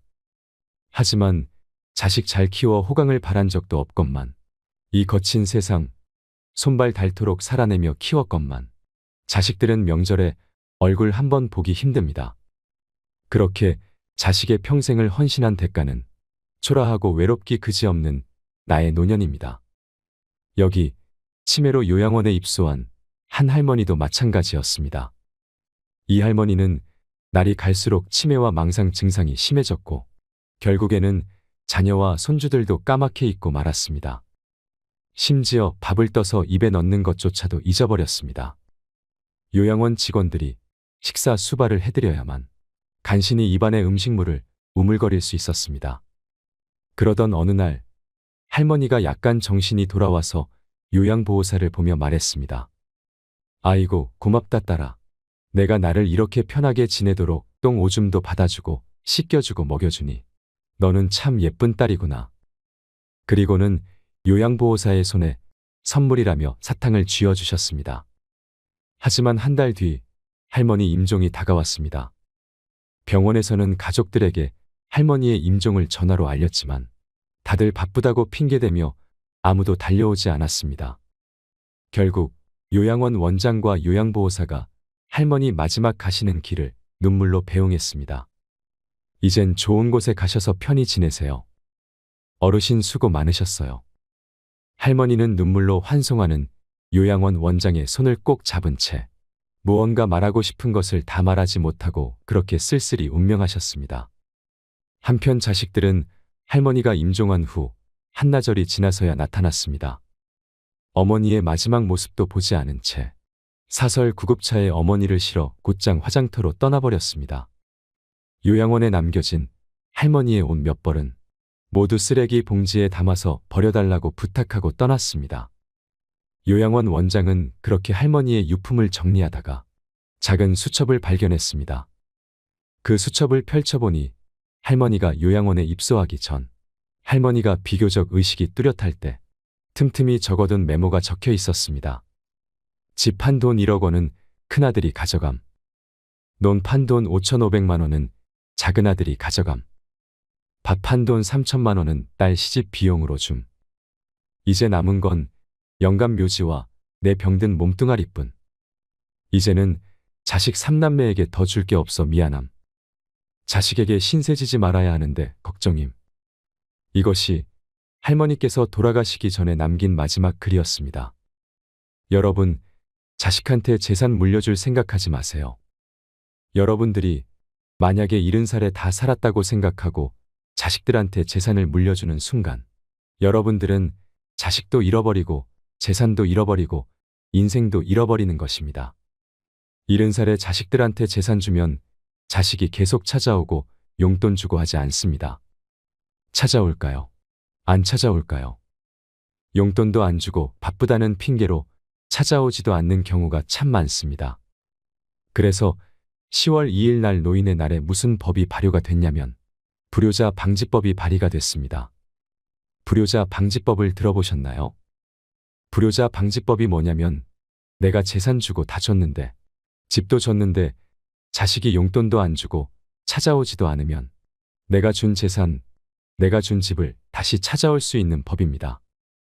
너 나한테 용돈도 안 주고 나 책임도 안 지니까 원래 내 재산이니까 내가 다시 갖고 올게 하는 겁니다. 그런데 70살이 넘어서 법원에 다시 준 재산 찾아오겠다고 법원에 소송을 걸 수 있는 할머니들이 몇 명이나 될까요? 그냥 참고 사는 겁니다. 속은 새까맣게 타들어가는데 참고 사는 것입니다. 그래서 가만히 보니까 만만한 게 신부님입니다. 왜냐하면 황창현 신부님한테 찾아가면 저 신부님은 나를 받아줄 것 같은 생각이 드는 것입니다.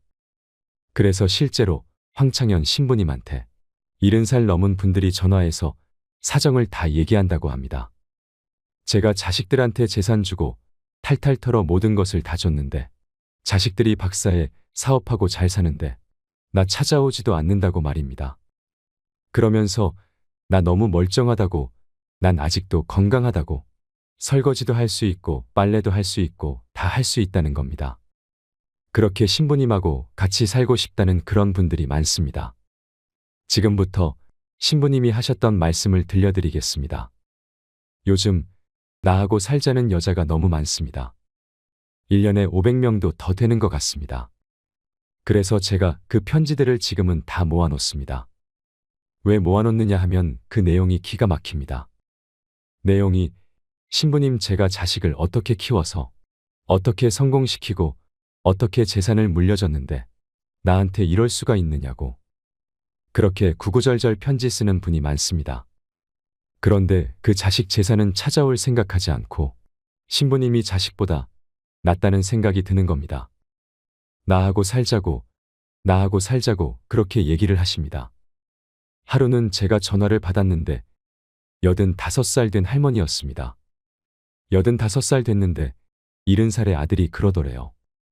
어머니, 나 이제 어머니 어차피 모셔야 되고 어머니도 이제 나하고 같이 살아야 되지 않느냐. 그러니까 나한테 5천만 원 있고 어머니 3억 있는데 그 돈 나한테 주면 내가 아파트 분양받아서 어머니 모시고 살겠다고. 자기는 5천만 원 투자하고 엄마는 3억 투자하고 자기가 모시고 살겠다고 자기가 들어가서 사는 건데 말은 자기가 모시고 산다고 말하더랍니다. 근데 이 할머니가 이런 생각이 들었답니다. 내가 살면 얼마나 사나. 아들이 아파트 얻겠다는데. 그래서 그 3억을 주고 들어가서 살기 시작했대요. 여러분들, 나이를 먹어서 자식이 내 집에 들어와서 사는 거랑 내가 자식 집에 들어가서 사는 건 하늘과 땅 차이입니다. 만약에 자식이 들어와서 사는데 마음에 안 들잖아요. 나가라고 그러면 됩니다. 근데 만약에 내가 자식하고 같이 살겠다고 합쳤는데 자식이 너무 마음에 안 들어. 며느리가 너무 마음에 안 들어. 그리고 대개 80된 분들은 며느리가 몇 살쯤 되냐면 60살쯤 됩니다. 60살쯤 되는 며느리는 눈에 뵈는 게 없는 사람들입니다. 그럼 누가 나가야 될까요? 80살짜리가 짐 싸들고 나가야 됩니다. 80살짜리가 나가야 돼요. 이게 현실입니다. 제가 며칠 전에도 들은 얘기입니다. 6억을 들고 할머니가 아들 집으로 들어갔대요. 6억을 들고 들어가든 60억을 들고 들어가든 그건 아무 상관이 없습니다. 자식 집에 들어가서 사느냐 안 사느냐 그게 중요한 거예요. 그런데 6억을 들고 들어갔는데 냉장고에 있는 사과도 마음대로 못 먹겠더라는 겁니다. 왜냐하면 이거 혹시 며느리가 손자 주려고 갖다 놓은 거 아닌가 싶더라는 거죠. 그래서 전화를 했대요. 얘야, 나 이거 먹어도 되느냐고. 왜 그러고 사느냐 이거예요. 그냥 혼자 편안하게 6억짜리면 3억짜리 아파트 가고 3억은 은행에다 넣어놓고 한 달에 100만 원만 써도 30년을 먹고 살 수 있는데 왜 그렇게 사느냐 이거예요. 그리고 이제 여러분들의 인생의 주인공은 누구냐면 여러분들입니다. 자식이 여러분들에게 효도할 수 없습니다. 이제는 효도는 할 수 없는 세상이에요. 제가 아주 단언을 합니다. 여러분, 효도는 할 수도 없고 받아 먹을 수도 없는 세상이에요. 여러분들 110살까지 산다고 생각을 해보세요. 110살 먹은 엄마가 90살 먹은 아들한테 전화해서 얘야, 너 왜 나 요즘 안 찾아와 그러면은 90살 먹은 아들이 당황스럽지 않을까요? 엄마가 아직도 안 죽은 건가? 죽었는지 안 죽었는지 헷갈리는데 가끔씩 엄마가 전화해서 너 왜 나 안 찾아오냐 물으면 90살 먹은 아들이 당황스러울까요? 안 당황스러울까요? 당황합니다. 90살 된 아들은 엄마가 살았는지 죽었는지도 모릅니다. 여러분 중에 80세, 90세 된 어머니가 계신다면 하루에 몇 번 생각하시나요? 떨어져 살면 일주일에 한 번도 생각 안 할 때도 많을 겁니다. 일주일에 한 번도 말이죠. 근데 엄마는 오로지 자식만 생각하는 겁니다. 왜냐면 자기 인생을 살 줄 몰라서 그러는 것입니다. 자기 인생을 사는 사람은 자식이 있든 없든 자식이 찾아오든 안 찾아오든 아무 상관없이 자기 인생을 살아갑니다. 근데 자기의 삶이 없는 사람은 오로지 자식만 쳐다보고 110살 때도 90살 먹은 아들한테 너 왜 나 안 찾아와? 나 너밖에 없는데 그러면 아들이 엄마가 지금 죽었다가 살아난 건지 살았다가 죽은 건지 아들이 헷갈립니다. 이제는 효도는 없는 시대입니다.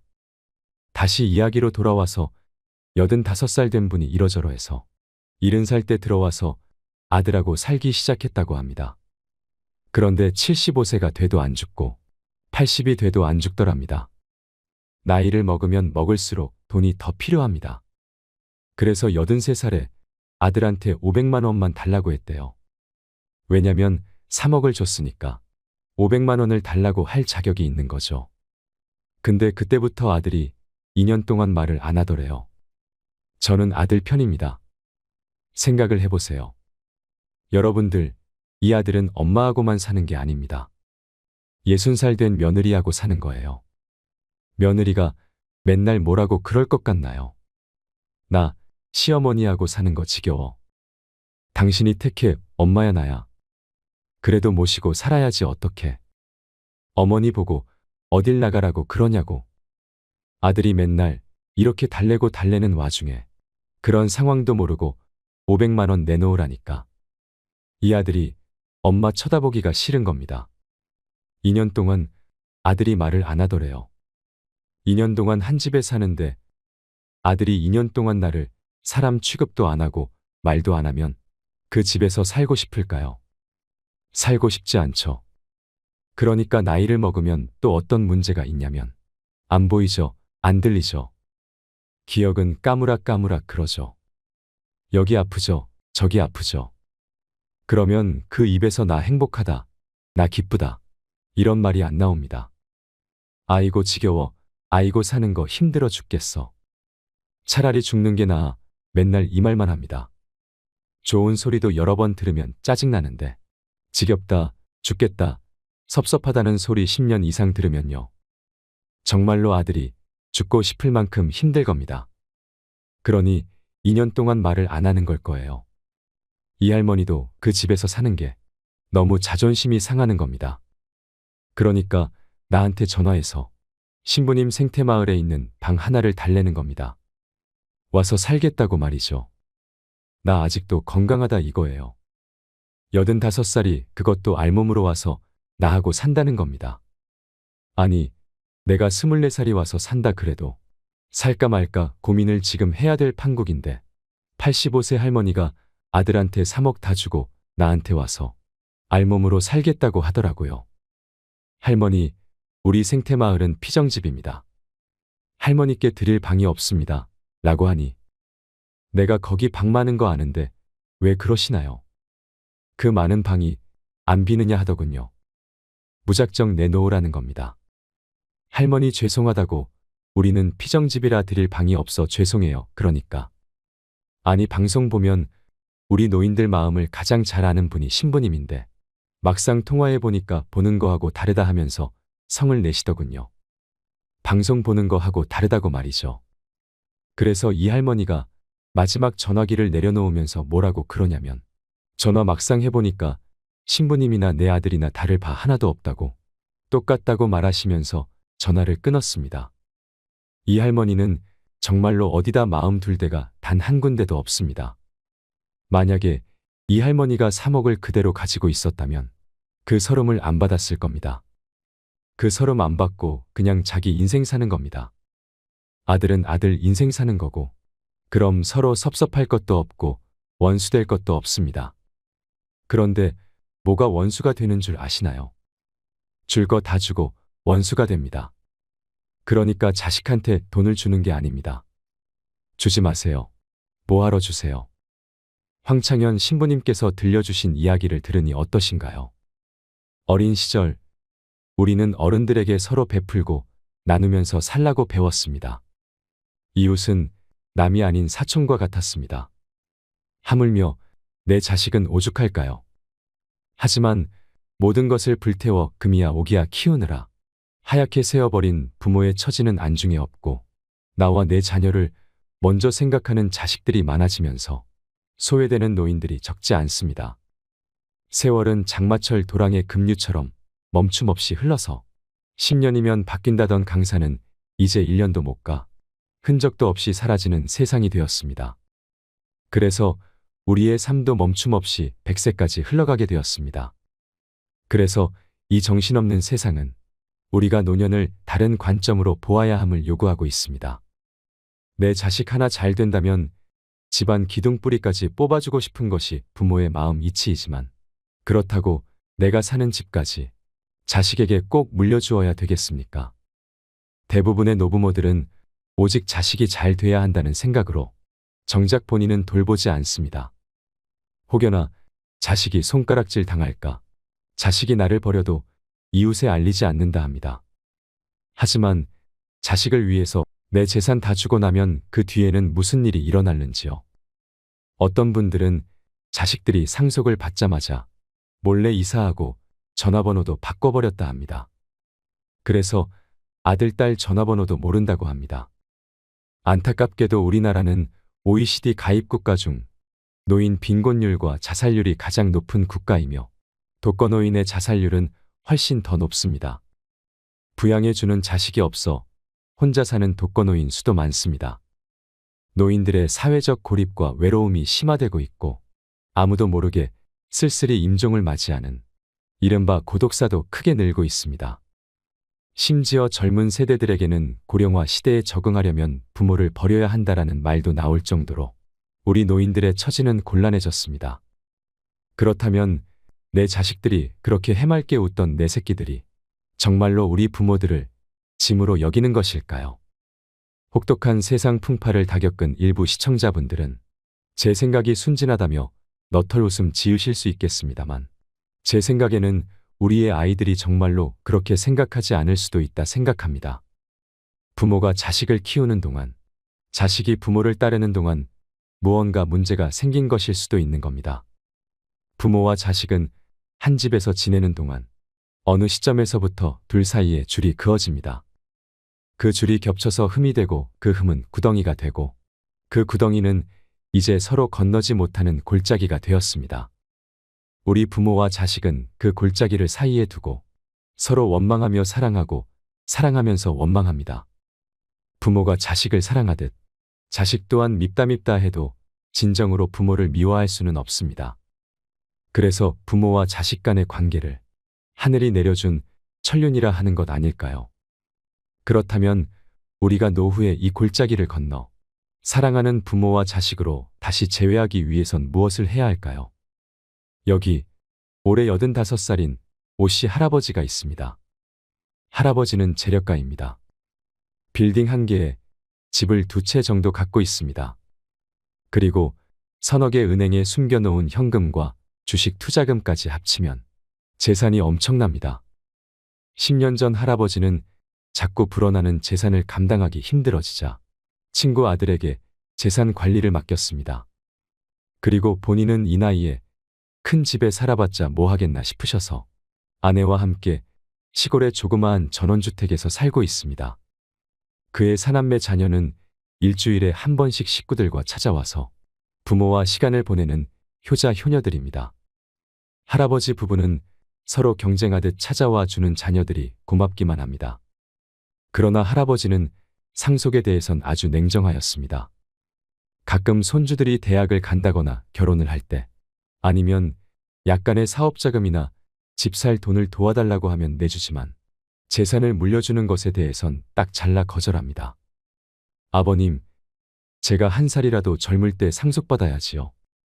장남의 이런 짜증 섞인 푸념에도 막무가내입니다.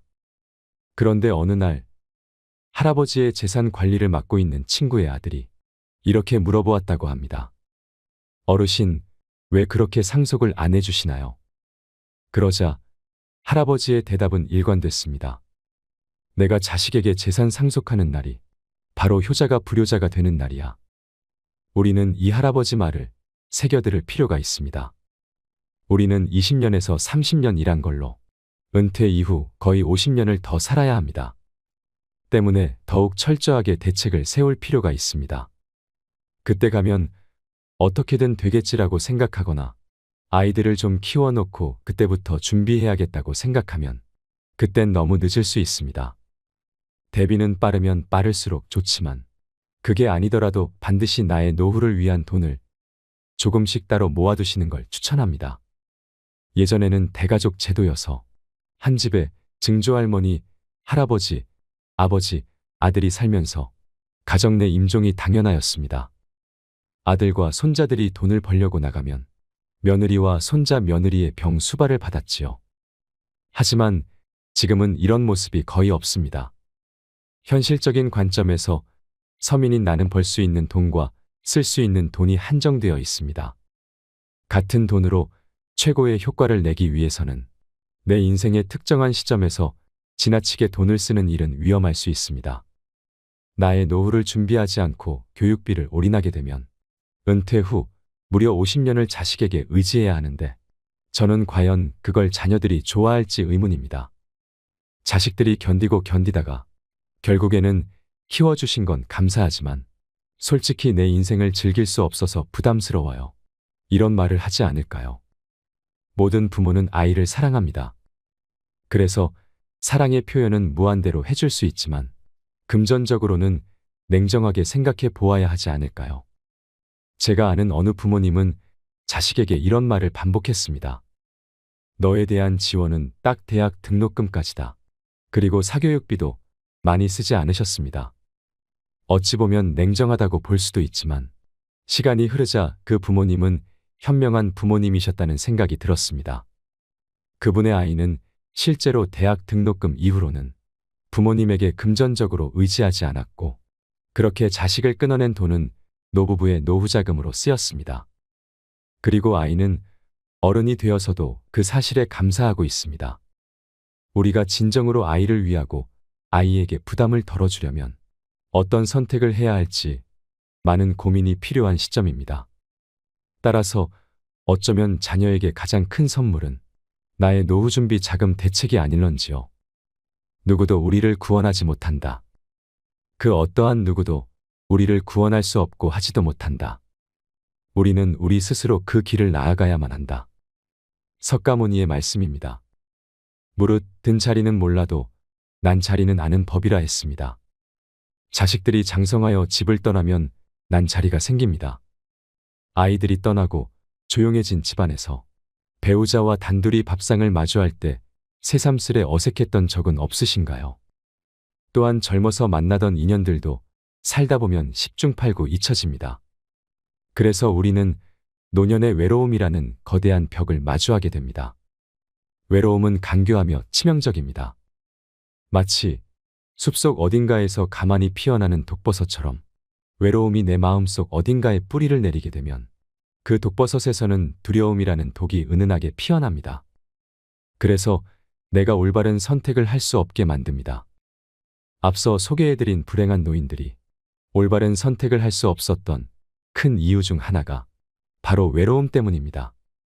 내가 혼자서 잘못되어도 누구 하나 도와줄 사람이 없다는 것은 사회적 동물인 인간이라면 누구나 견디기 힘든 고통입니다. 그리하여 자식에게 기대려는 마음이 커집니다. 너의 능력으로 번 돈이 아닌 남의 돈으로 무리하게 사업하지 말고 순리를 따르라고 타이를 수도 있는 것을 기어코 집을 팔아 사업자금으로 주게 됩니다. 내가 너를 믿고 사랑했듯이 너도 그럴 것이라 믿고 내 돈 주고 용돈을 받으면서 손주까지 떠안습니다. 그런데 자식은 바쁘다며 얼굴 한번 보기가 힘이 듭니다. 나의 헌신이 헌신짝이 되어버렸습니다. 그래서 노인들은 항상 외롭습니다. 혼자 될까봐 두렵습니다. 세상에 믿을 사람은 가족밖에 없었는데 믿을 사람이 남보다 못한 사람이 되었습니다. 그래서 누구든 붙잡고 싶어집니다. 그러면 이번엔 남은 괜찮을까요? 가족보다 괜찮은 남은 있을까요? 그리하여 인연이 아닌 사람까지 붙들어 봅니다. 물에 빠져 떠내려가느니 무엇이든 붙드는 게 낫다 싶습니다. 하지만 얼마 못 가 서로 의견 충돌이 생기고 결국 그 관계도 깨지고 맙니다. 남은 결국 남이었습니다. 그리고 우리는 다시 외로운 노인이 됩니다. 외로움이라는 급류에 휩쓸려 정처 없이 떠내려갑니다. 어디 깊은 소용돌이에 휘말리게 되지는 않을까? 큰 바위에 부딪히는 건 아닐까? 두려움에 떨면서 말입니다. 그야말로 참말로 외롭습니다. 이 얼마나 슬픈 일인가요? 그래서 저는 우리에게 남겨진 소중한 인생을 외로움에 허무하게 휩쓸리지 않기 위해서 자식에게도 주변 사람에게도 말을 더 조심히 하고 아낄 것을 권해봅니다. 그러면 그것이 내 가족이건 이웃이건 생판남이건 확실한 내 사람이 생겨서 외롭지 않을 수 있습니다. 종종 자식들은 부모님의 말씀 때문에 스트레스 받는다 합니다. 밖에서 사람들에게 다 들리게 자식 험담을 하거나 가족끼리도 듣기 힘든 거친 말과 매번 불평 불만을 섞어 마음에도 없는 앓는 소리를 하시니 견디기가 힘들다고 합니다. 물론 자식들도 부모님의 말이 말뿐임을 알지만 부모님이 몸도 마음도 유약해진 통에 좀 더 관심을 가져달라는 푸념이라는 것은 알지만 그것이 매일 반복되니 힘들다고 합니다. 그래서 이러다가 부모님 주변에 아무도 남아있지 않을까 걱정을 하기도 합니다. 늙으면 죽어야지 하는 말도 그것이 설령 진심이라고 해도 자식이 그 말에 공감하기가 쉽지 않습니다. 한번 자식은 영원한 자식이라 했던가요? 아무리 사이 나쁜 부모 자식이라 해도 설령 언성을 높이고 서로를 원망한다 해도 원망하면서도 그 원망의 크기만큼 속으로는 서로 울고 있는 법입니다. 너무 화가 나서 미워서 상처를 주었는데 막상 상처를 주고 보니 피를 나눈 가족이 상처받고 아파하는 모습에 내가 상처받아 더 우는 것입니다. 그래서 늙으면 죽어야지라는 부모님의 말에 자식들은 상처받습니다. 상처받기 때문에 아프기 때문에 듣지 않으려는 것일 수 있습니다. 하지만 상대방이 상처받지 않도록 말을 하는 법은 결코 어렵지 않습니다. 해야 할 말과 하지 말아야 할 말만 구분해 보세요. 적어도 하지 말아야 할 말만 안 해도 성공이라 할 수 있겠습니다. 그렇다면 나는 과연 말을 조심히 잘 쓰고 있는 것일까? 이것이 고민되신다면 말을 할 때 다음에 7가지를 고려해서 말씀해 보시는 것을 권해드립니다. 물론 7가지라 하여 모두 지킬 필요는 없습니다. 당장 한두 가지라도 실천할 수 있다면 우리 마음속에 있는 외로움을 하나둘 뽑아낼 수 있을지도 모릅니다. 첫째, 타인을 향해 상스러운 말은 하지 마라. 욕이나 비하하는 말은 가장 하지 말아야 할 말입니다. 욕과 비하는 하늘에 대고 뱉은 침처럼 고스란히 내게 돌아옵니다. 둘째, 상대가 싫어할 말은 하지 마라. 누구나 살면서 여러 가지 상처를 받습니다. 그래서 그 상처와 연관되는 말들이 있습니다. 그 말은 건드리면 폭발하는 뇌관입니다. 하지만 사람마다 경험이 다르듯 그 뇌관도 다릅니다. 그러니 우리는 항상 말조심을 해야 합니다. 셋째, 인격을 무시하는 말을 하지 말라. 자존심을 건드리면 회복하기 어렵습니다. 예로부터 우리나라는 예를 중시하며 나를 낮추는 겸손을 미덕으로 삼아왔습니다. 그래서인지 자존감이 낮은 경우가 많습니다. 즉, 인정을 못 받고 자란 것이지요. 그래서 자존심이 강합니다. 하지만 자존심이 강하다는 것은 곧 열등감이 강하다는 것입니다. 열등감은 마음의 상처를 먹고 무럭무럭 자랍니다. 그래서 살다가 어느 순간 열등감이 불쑥 올라오면 정말 아픕니다. 아물어 가던 상처의 딱지를 한 번에 떼어지는 것 같은 기분입니다. 그러니 상대방의 그 상처를 굳이 건드리는 일은 하지 말아야 합니다. 넷째, 상대 가족을 헐뜯지 마라. 차라리 내 욕을 했으면 했지. 내 가족은 건드리지 말아라. 우리는 한 번쯤 이런 말을 해보았거나 들어보셨을 것입니다. 아무리 못나고 미운 나의 가족이라도 남이 욕하면 화가 나는 것이 도리입니다. 따라서 본질과는 아무 상관도 없이 상대의 가족은 어떤 상황에서도 건드리지 말아야 합니다.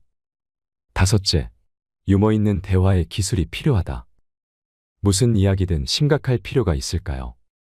꼭 이 대화를 통해 무언가 바꿔야 한다. 꼭 득이 있는 대화여야 한다라는 마음을 내려놓으세요. 우리가 다른 사람에게 줄 수 있는 가장 소중한 선물은 우리의 존재입니다. 우리가 상대방을 존중하고 사랑하며 품을 때 비로소 우리의 관계는 꽃처럼 피어날 것입니다. 대화는 우리가 행복해지는 도구일 뿐입니다. 여섯째, 분명한 말은 오해를 남기지 않는다. 확실한 예스와 확실한 노는 연습해야 잘할 수 있습니다. 마음이란 표현을 해야 알 수 있습니다. 나는 내 마음을 알기 때문에 당연하다 생각할 수 있지만 상대방은 10길 물속은 알아도 한길 내 마음속은 알 수 없습니다. 만약 내가 할 수 없고 거절을 해야 하는 일이라면 당장 상대방이 실망할 수 있어도 단호하게 표현하세요. 그래야 나중에 서로 오해하는 일이 없어집니다. 일곱째, 비비꼬는 꽈배기 말은 절대 하지 말자. 마음이 꼬여 있을 때는 차라리 침묵하는 게 낫습니다. 그런 마음이 올라오는 상대가 있다면 무언가 그 상대가 마음의 평정을 깨는 요소가 있는 것입니다. 우리는 그것을 보고 상극이라 표현합니다. 나와 상극은 되도록 만나지 않거나 가족이라 어쩔 수 없다면 차라리 침묵을 지키세요. 이렇게 7가지 말 비법을 알아두고 입을 열 때마다 떠올려 보세요. 내가 어떤 사람인지 정 모르겠다 하시면 핸드폰으로 평소 내가 하는 말을 녹음해서 들어보세요. 그러면 제3자의 입장에서 내가 평소에 어떤 말투를 쓰는지, 어떤 억양으로 말하는지, 그래서 타인에게 어떤 사람으로 비춰지는지 보일 것입니다. 사람은 정신만 멀쩡하면 나이가 들어도 젊은 시절의 마음을 잃지 않습니다. 젊은 사람은 나이와 함께 쌓이는 연륜이 없는 반면 나이 든 사람은 젊은 시절에 겪은 온갖 경험을 기억하고 있습니다. 인생은 60부터라는 말이 유행입니다. 60대와 70대를 할머니 할아버지로 부르는 일은 옛말이 되고 있습니다. 동서양을 대표하는 미남 배우 톰 크루즈와 양조위는 환갑의 나이에도 여전히 여심을 흔들고 있고 70대 노인들이 높은 산에 거뜬히 오르고 이제 외모만으로는 나이를 가늠하기가 불가능하기 때문입니다. 그래서 젊은 70대 우리는 아직 청춘이다라는 낭만적인 말이 울려 퍼지는 시대를 살고 있습니다. 만약 여러분이 치아가 없으면 한 살이라도 젊으실 때 망설이지 말고 임플란트 해놓고 맛난 것 많이 드시기 바랍니다. 그리고 무릎 관절이 닳아서 걸을 수 없다면 즉시 인공관절이라도 시술받아 걸을 수 있도록 치료받고 열심히 걸어 다니시기 바랍니다. 눈으로 볼 수 있을 때 실컷 구경하고 귀도 안 들리면 돈 아끼지 말고 최고급 보청기 구입해서 귀 속에 깊숙이 넣고 친구들과 많이 얘기 나누시는 건 어떨까요? 행복은 모두에게 유익할 때 찾아옵니다. 당신이 행복할 때 이 기쁨은 영원하지 않겠지만 반대로 고통을 겪을 때 그 고통 또한 지속되지 않습니다. 세상 모든 것은 영원하지 않으며 과거는 이미 지나갔고 미래는 아직 오지 않았습니다. 우리가 살 수 있는 시간은 단 한순간뿐입니다. 그것은 바로 현재입니다. 그래서 현재에 충실히 살지 않으면 죽기 전에 후회가 남게 됩니다. 베풀 수 있을 때 남에게 많이 쏘고 또 쏘고 즐길 수 있을 때 마음껏 즐기는 것이 노후를 맞이한 우리들의 마지막 삶을 즐길 수 있는 값진 투자가 아닐까요? 이것이 인생길 후반 우리들의 생생한 모습이 아닐까요? 인생이란 따지고 보면 지금처럼 평범하게 노후 인생을 즐기며 사는 게 최고 아닐까요? 오늘 즐거움을 내일로 미루지 말고 누구를 미워도 말고 누군가가 불러만 주면 번개처럼 뛰어나가고 또 내가 부르면 총알같이 튀어나와 줄 그런 사람과 함께 만나 허심탄회한 대화 나누고 맛있는 것 양껏 먹고 마시며 행복을 만들어 보세요. 노후에 보장된 내일이란 없습니다. 오늘이란 어제 죽은 사람이 그렇게도 갈망하던 내일입니다. 당신의 지금 이 순간이 인생 최고의 날입니다. 어제 꽃이 화려했던들 무슨 소용일까요? 뒷방에 누워있던 노인도 일어나 움직이면 꽃피는 봄날이 됩니다. 그러면 고목나무에도 꽃은 핍니다. 저는 여러분들이 별것 아니라 해도 매일 동네 목욕탕에서 사소한 행복을 느끼며 노후 생활을 만끽할 수 있으면 좋겠습니다. 우리는 그동안 이리저리 살아낸 세월이 있어서 그 세월에 길들여진 몸과 마음이 하루아침에 바뀌지 않습니다. 지금 당장은 의지가 든다 해도 며칠만 지나면 뚜렷하던 이 의지가 어느샌가 흐릿해져 버리는 게 우리네 삶 아니던가요? 그리고 또한 나는 이미 내 재산을 자식에게 전부 다 줘버렸는데 이제 와서 이런 걸 고민한들 무슨 의미가 있나? 그렇게 이미 저질러진 일을 이제 와서 주워 담을 수 없는 것 또한 우리네 인생이 아니던가요? 하지만 강물에 돌멩이를 계속 던져보세요. 어깨가 아프고 팔목이 저려도 상관 말고 계속 돌멩이를 던져보세요. 그러면 결국 수면 위로 돌멩이 산이 서서히 솟아날 것입니다. 또한 세상 모든 일은 저마다 적절한 시기가 있습니다. 초년운이 좋다가도 말년이 나쁠 수도 있고 이보다 나쁠 수 없다 싶을 정도로 초년운이 나쁘다가도 말년운이 트일 수도 있습니다. 가는 길이 구불구불해도 끝이 좋으면 모든 것이 좋다 했습니다. 자신을 등불로 삼고 자기를 의지하되 만약 견딜 수 없을 만큼 힘들고 고통스러울 때에는 인생이 나에게 뭔가 가르치려고 하고 있는 것임을 잊지 마세요. 매일 아침 우리는 새로 태어납니다. 어제 일보다 오늘 하는 일이 무엇보다 중요합니다. 언젠가 못 보고 못 듣고 못 먹고 못 입고 못 걷고 내 손으로 아무것도 못할 그런 날이 오기 전에 남은 인생 양껏 즐기다가 어느 날 밤 내 집에서 잠들었는데 그대로 영면하는 것이 오복 중에 가장 큰 복이 아닐까요? 내 발로 걸어다니고 맛있는 음식을 입으로 먹을 수 있는 날이 그리 길지 않다는 점을 명심하시고 하루하루 감사하고 소중하게 열심히 즐기시기 바랍니다. 이상으로 책틀맨이었습니다. 오늘도 끝까지 시청해 주셔서 감사드립니다.